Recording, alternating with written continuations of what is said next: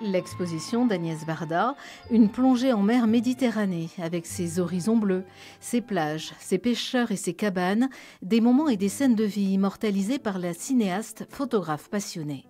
Cette exposition, c'est une balade qui montre sa pratique photographique, mais pas que. Ça montre aussi avec des extraits de films et puis des installations de vidéos, la dernière partie de sa vie. Elle disait qu'elle avait eu 3 vies, photographe, cinéaste et jeune artiste plasticienne. Des objets, des documentaires et des clichés par centaines, Agnès Varda, décédée en 2019, laisse un bel héritage de son art.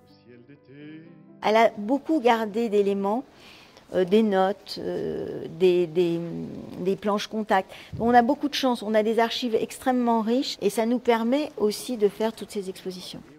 Ce goût de la mer, Agnès Varda l'a partagé avec son ami Pierre Soulages, rencontré à Sète en 1950.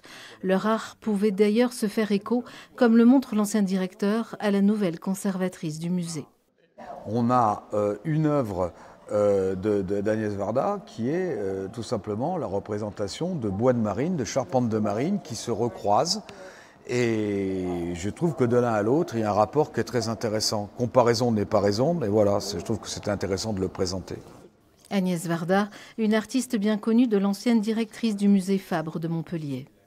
C'est une artiste qui était très liée aussi à Sète, qui est à proximité de la ville de Montpellier. Donc c'est un univers qui m'est très familier, l'univers méditerranéen.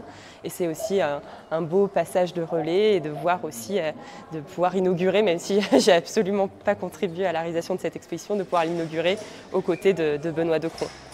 Cette exposition temporaire d'Agnès Varda est à voir jusqu'au 4 janvier 2026. Elle marque une nouvelle ère au musée avec l'ambition d'en faire un centre de recherche et de résidence d'artistes dédié à l'œuvre de Pierre Soulages.